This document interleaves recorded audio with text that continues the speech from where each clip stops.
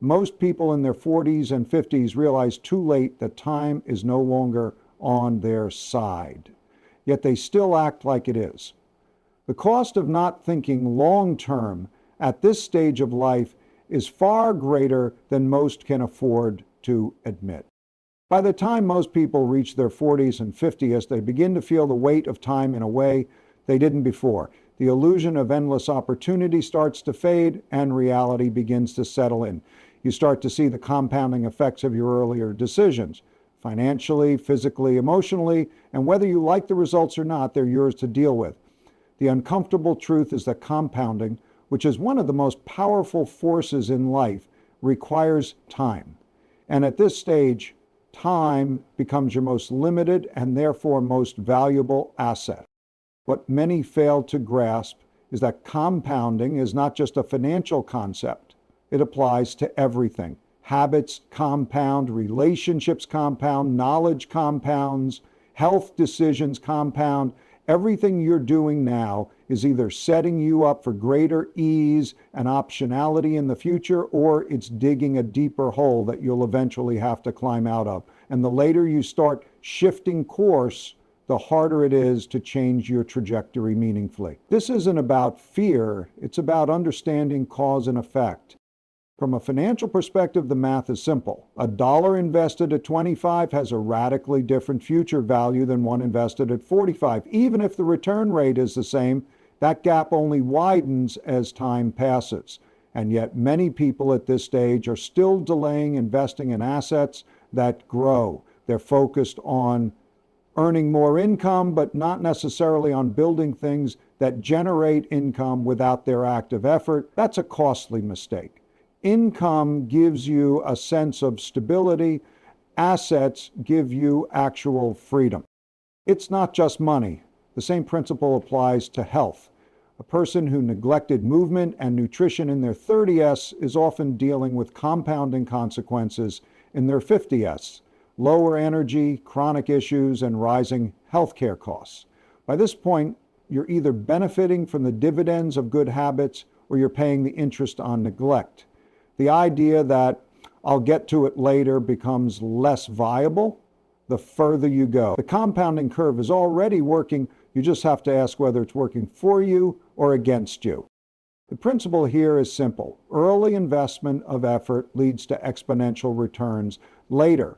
But once you're in your 40s and 50s, your margin for delay tightens. That doesn't mean it's too late. It means that precision matters more now. You don't have the luxury to waste years learning lessons you can internalize today. The cost of poor decisions compounds faster when your recovery time is shorter. This is why clarity and intentionality become so critical. Every dollar, every hour, every habit now carries a heavier consequence. If you understand that, you begin to treat your time like capital, allocating it toward activities, relationships, and investments that will compound in your favor. You start making decisions not based on short-term comfort, but based on long-term utility. That shift in mindset can mean the difference between building a life of freedom versus one of increasing constraints. The earlier that shift happens, the more leverage you gain. The later it happens, the more deliberate and disciplined you'll have to be to catch up. Once you recognize that time is limited and compounding is already in motion, the next step is to align yourself with the reality you're facing. That means stepping away from preferences, illusions, or beliefs that feel good but don't work in practice. The world doesn't adjust to your desires. You have to adjust to the way it works.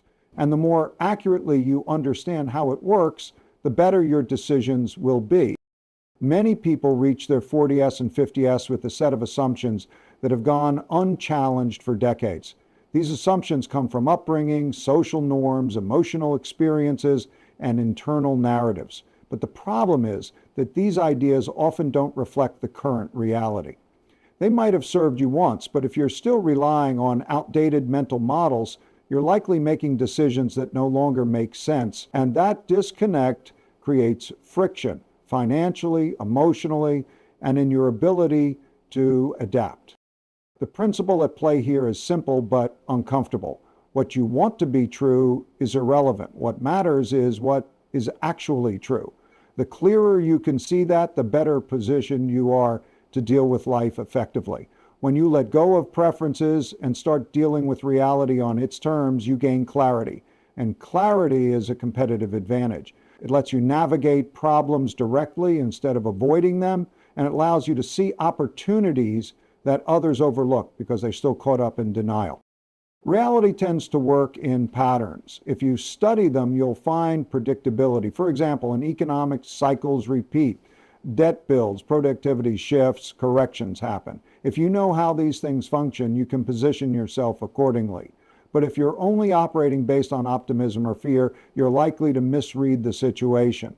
The same applies in your career. Industries evolve, technology changes, and skills become obsolete. If you're still working as if the world hasn't moved on, you're exposing yourself to increasing risk. But if you look at the current environment objectively, you can adapt early rather than react late. Emotionally, this principle also applies. People often stay in relationships, jobs, or habits that no longer serve them because they're attached to how things used to be. But reality is dynamic. Just because something worked before doesn't mean it works now. Acknowledging that can be difficult, especially when your identity is tied to it, but it's necessary. Delaying the recognition of truth only extends the cost you'll pay later. Facing reality isn't about being negative, it's about being honest. And honesty with yourself is the foundation of meaningful progress. When you're honest, you see where you are, how you got there, and what needs to change. That process can be uncomfortable, but it's essential if you want to make decisions that actually work. Ignoring it doesn't make life easier, it just delays the inevitable reckoning. So the sooner you align with reality, the sooner you can start making choices that are based on cause and effect, not wishful thinking. Once you've grounded yourself in the truth of your circumstances and aligned your thinking with reality, the next logical step is to reassess how you're using your time and energy. At this stage of life, one of the most important shifts is moving from being busy to being effective.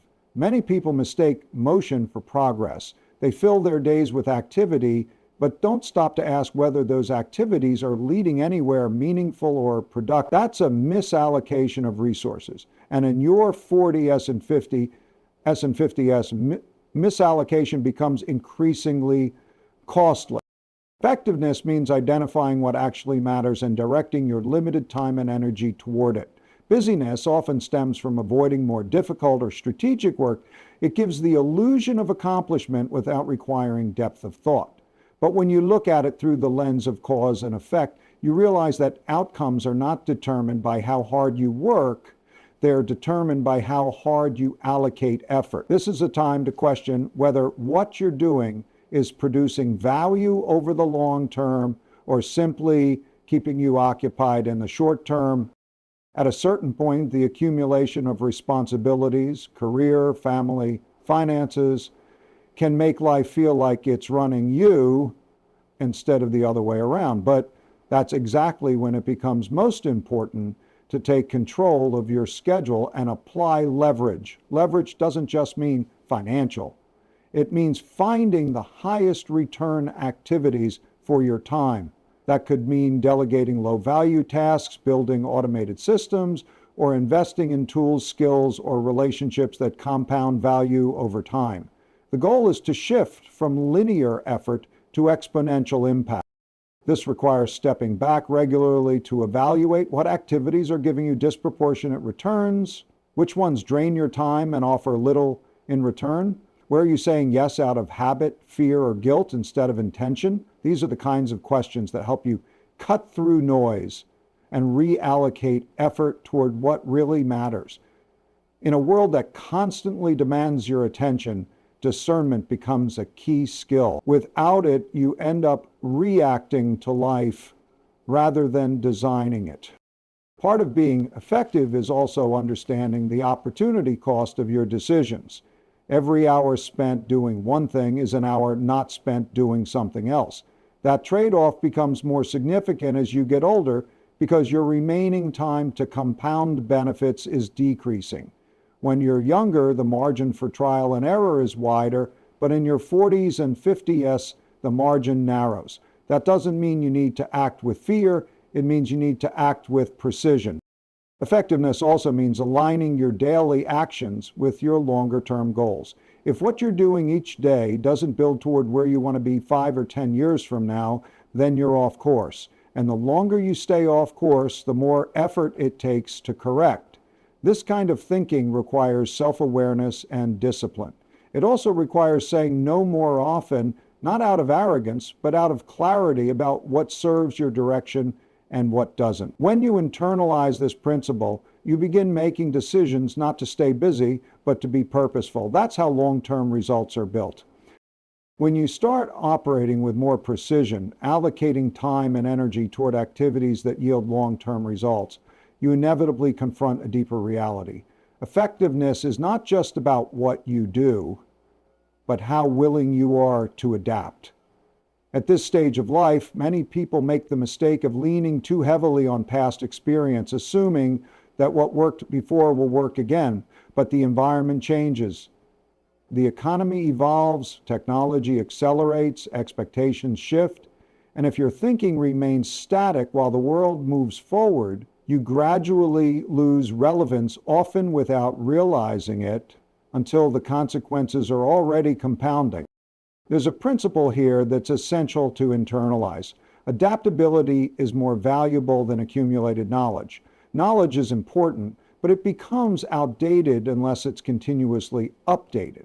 The longer you rely on what you already know without re-examining it, the more vulnerable you become to being disrupted. And this doesn't just apply to business or technology, it applies to your entire operating system, how you work, how you manage relationships, how you approach risk. All of these things need to be periodically reevaluated in light of changing conditions. Cause and effect logic makes this clear. If your inputs, your strategies, habits, and assumptions don't match the current reality, then your outputs, your results will suffer. And yet it's common for people in their 40s and 50s to resist this adjustment. Comfort sets in, identity becomes attached to past roles, past successes, past knowledge. There's a false sense of security in thinking that experience alone is enough to stay competitive. But the world doesn't reward what you did, it rewards what you can do now. In the current context, that's the test of real capability. To adapt effectively, you need to cultivate intellectual humility. That means recognizing that you may not have all the answers, even in areas where you've had years of experience. It means being willing to listen, to observe, and to challenge your own assumptions. The people who stay ahead are usually not the ones with the most knowledge, but the ones who update their thinking the fastest when new information presents itself. Adaptability also means building new skills when necessary, even when it's uncomfortable. That might mean learning new technologies, understanding new markets, or adopting new methods of working. The friction that comes with change is temporary. The cost of resisting it is permanent. If you want to remain valuable to yourself and to others, you need to keep evolving. In practical terms, this means maintaining a system for feedback. Reality gives you signals constantly through results, through relationships, through shifts in demand. If you pay attention to those signals and use them to update your approach, you stay aligned with what actually works. If you ignore them, you fall into decline, often slowly and subtly at first, then suddenly. The goal isn't to throw away what you've learned. It's to integrate it with what's new. Experience is useful when it becomes a foundation for adaptation, not a reason to stay fixed. The world rewards those who stay useful, and usefulness depends on relevance, which depends on how effectively you can evolve. If staying useful requires ongoing adaptation, then the next logical layer is understanding what kind of stability you're building toward. For many people in their 40s and 50s, financial success is still measured by income, how much they earn through work, promotions, or business revenue. But this thinking is incomplete. Income is important, but it's not the same as resilience. Income stops when you stop working. Resilience, on the other hand, is built when you own things that produce value regardless of your active effort. And that distinction becomes critical as your ability or desire to work indefinitely becomes less reliable. The principle is straightforward. If your financial well-being depends entirely on your continued effort, you're exposed. You're vulnerable to shifts in health, industry conditions, market cycles, or simple burnout. But if you own assets, things that generate cash flow or appreciate in value without daily input, then you begin to build true financial stability. Not the illusion of stability that comes from a salary or a business that demands your full attention, but the kind that gives you flexibility and control. Financial resilience comes from diversification, not just in terms of where your money is, but how it works. Too many people are concentrated in a single source of income. That might be a job, a small business, or even a highly specialized skill, but concentration increases fragility. If that one pillar is disrupted, the entire structure becomes unstable. So the principle is to build multiple income streams that behave differently under different conditions: rental income, dividends, royalties, equity, cash flowing businesses, and even durable skill sets. All of these can act as separate engines that keep running when one slows down. Another important element is liquidity. Resilience isn't just about what you own, it's about what you can access when needed. Illiquid wealth might look good on paper, but it doesn't help in a crisis if you can't convert it into something useful. So balancing long-term investments with access to short-term capital is necessary. The ability to respond quickly to opportunities or disruptions is a function of both what you have and how flexible it is. Inflation also plays a role. Holding cash may feel safe, but over time, inflation erodes its value. On the other hand, putting all capital into volatile assets can create risk if you need to draw from them during a downturn. The challenge is to build a portfolio that not only grows, but holds up under different scenarios. That requires strategic thinking, not reactive behavior. It means thinking in probabilities, not certainties. The broader principle here is sustainability. Can your financial system sustain you without constant input? Can it withstand external shocks? Is it aligned with your long-term needs and goals? These are not one-time questions. They need to be revisited regularly, especially as your responsibilities, risk tolerance, and economic environment evolve. In the end, resilience isn't built on hope or hard work alone. It's built on ownership, structure, and the disciplined application of principles that hold up under pressure. That's what allows you to move from reactive living to a more stable, durable position. Once the foundation of financial resilience is in place, the next layer to examine is your environment, specifically the people you allow into it. By your 40s and 50s, relationships aren't just emotional variables, they're strategic factors that impact your clarity, your decision-making, and ultimately your trajectory. Whether you realize it or not, the people around you influence the way you think, what you prioritize, and how effectively you execute your plans. Some sharpen your thinking and support your growth. Others dilute your focus, amplify your fears, or reinforce patterns that no longer serve you. From a cause and effect perspective, this becomes a practical issue. Just as you wouldn't make financial investments without considering the expected return, you shouldn't keep people in your inner circle without examining the value they bring. Or subtract. This isn't about judgment, it's about alignment.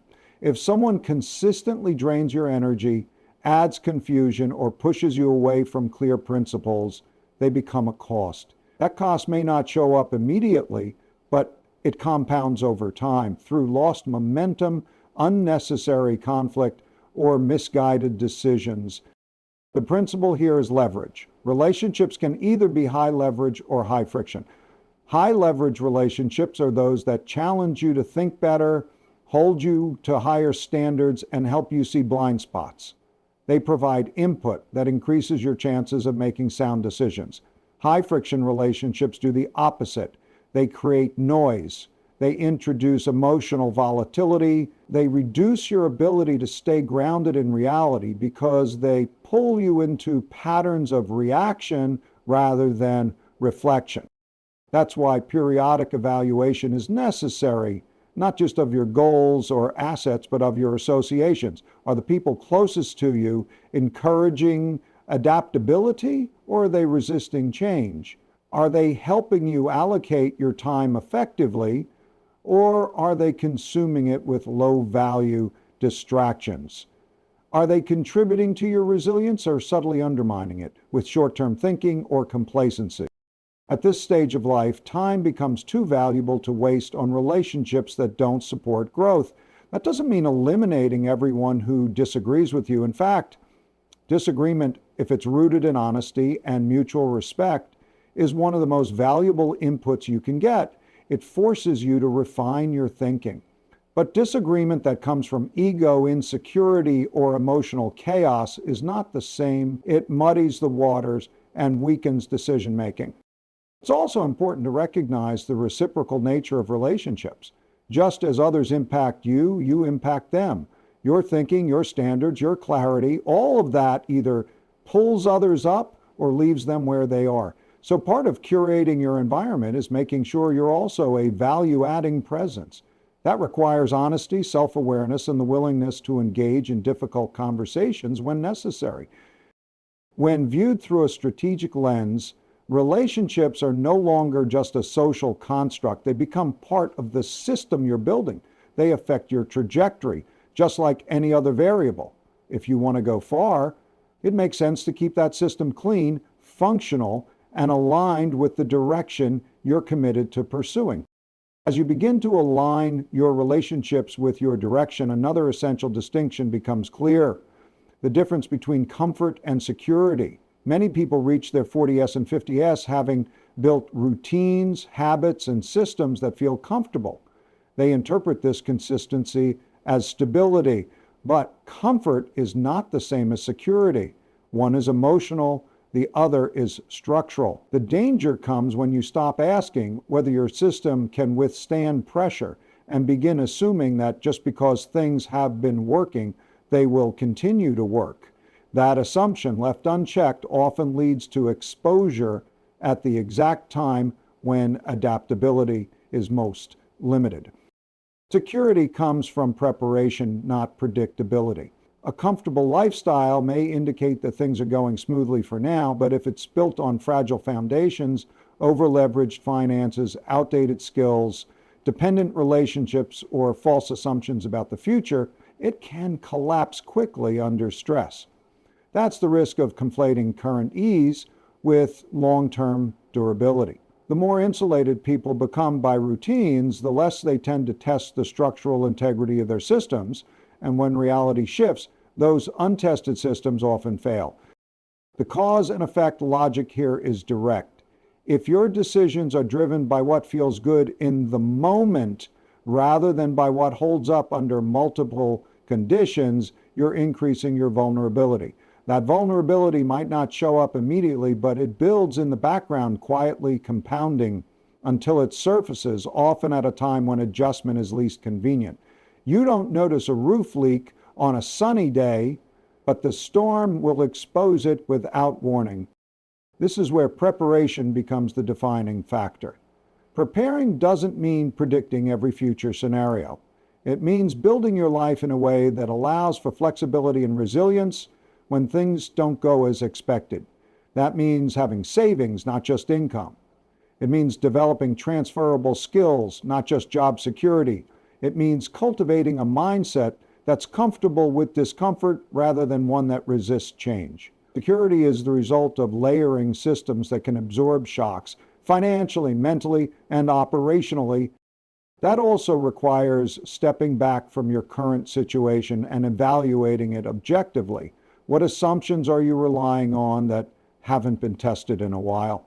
What systems in your life are optimized for today's convenience, but might not scale or hold up over time?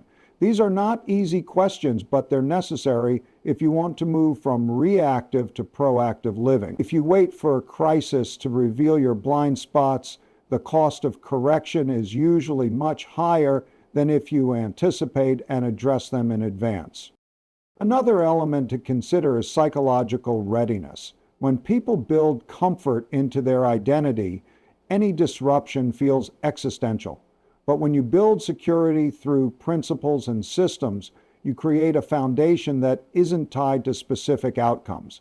That gives you the ability to navigate change with less emotional volatility. It also makes you better positioned to act with clarity under stress. Ultimately, comfort is passive. It happens when external conditions are favorable. Security is active. It's earned through preparation, alignment, and the consistent application of principles that hold up under pressure. That's what makes the difference between stability that's perceived and stability that's real. If you're in your 40s or 50s, you're standing at a critical juncture, a point where the trajectory of your future will be defined not by how hard you work, but by how clearly you think and how wisely you act. The window for compounding is narrowing, the margin for error is tightening, and the cost of inaction is rising. But the advantage you have now is perspective.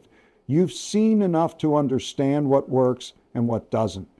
The question is whether you're willing to update your principles and make decisions that reflect the reality you're actually in, not the one you wish you were in.